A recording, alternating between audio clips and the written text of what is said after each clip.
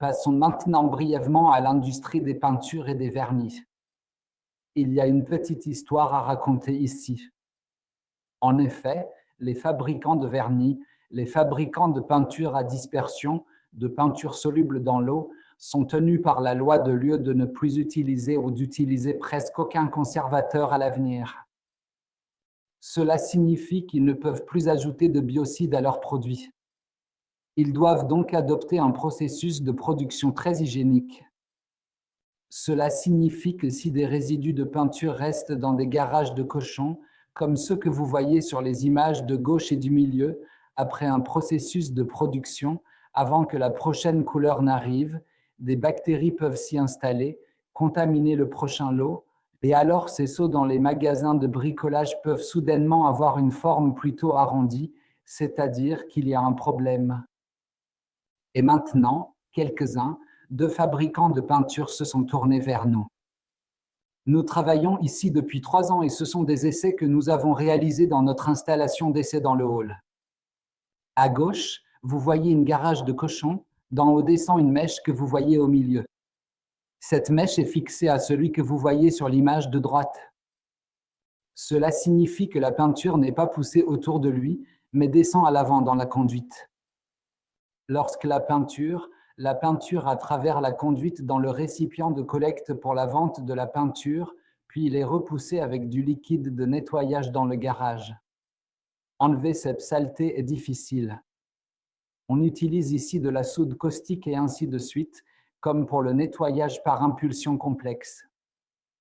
Nous avons effectué les essais et voici les images avant et après, simplement avec peut-être 1012 impulsions complexes, et nous avons obtenu des conditions aussi propres. Il faut peut-être aussi faire attention à de petites ombres comme derrière la mèche. Mais cela a également été apporté par d'autres essais sous forme d'ajustement des formulations, et l'appétit vient généralement en mangeant. Et donc les clients se sont dit, comment? Si nous pouvons passer, nous pouvons aussi passer. Ensuite, on a pris une pompe centrifuge, on l'a placée sur un chariot roulant et on l'a intégrée dans notre installation d'essai. C'était la position où se trouvait auparavant l'écran. Ensuite, nous avons soigneusement badigeonné la chose et recouvert les roues de la pompe avec une plaque de plexiglas transparente. Et maintenant, si je lance le film, vous verrez d'abord seulement de l'eau allant de gauche à droite à travers la pompe. La pompe fonctionne et on voit que les pigments qui appartiennent à l'avenir sont enlevés. Mais cela demande un temps considérable, ce qui implique également l'utilisation d'eau qui devient ensuite des eaux usées. Et maintenant, le premier tir complexe arrive bientôt. C'est le cas maintenant. La pompe bouge un peu sur le chariot roulant, mais 1, 2, 3 impulsions complexes et la conduite était propre.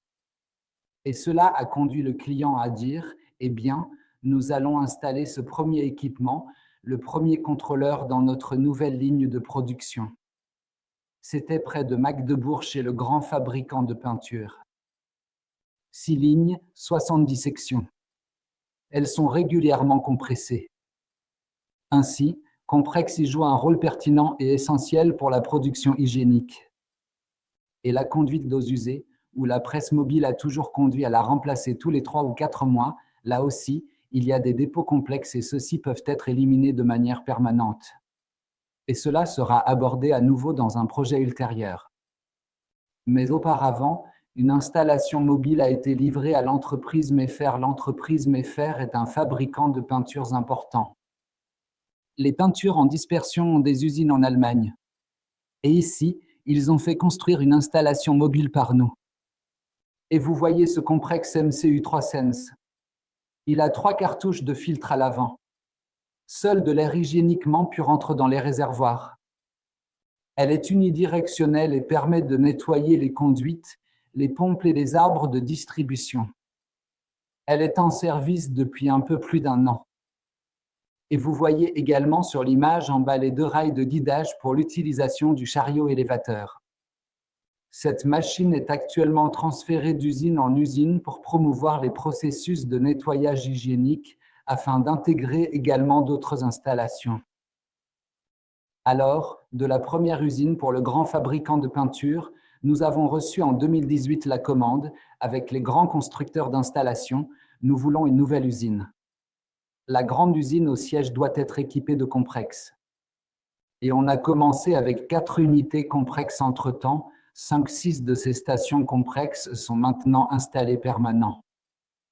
Vous voyez le module central, un module fixe avec la technologie des vannes et le contrôle. À droite, vous voyez un module mural, à gauche le contrôle pour 2 modules muraux. Et la machine est en cours de rodage, elle doit vraiment assurer le fonctionnement hygiénique. Et nous avons ici aussi une programmation de nettoyage adaptée aux besoins car il faut également garder un œil sur la consommation d'eau. Et c'est là que l'appétit est revenu pendant le repas. On a beaucoup nettoyé, beaucoup consommé d'eau et puis on a dit « stop, nous devons adapter les recettes, nous devons passer à un nettoyage écologique économe en eau plusieurs fois par jour et peut-être faire 1 ou 2 nettoyages intensifs par jour pour simplement économiser un peu d'eau. » Et on a également développé une gestion de l'eau à partir de cela. On peut, par exemple, traiter cette eau usée grâce à une technique de filtration de sorte qu'un liquide trouble soit disponible. Et on peut effectuer les étapes suivantes de nettoyage. Il a besoin du liquide. On nettoie les peintures et pour les derniers 10% du processus de nettoyage, on ajoute d'eau fraîche.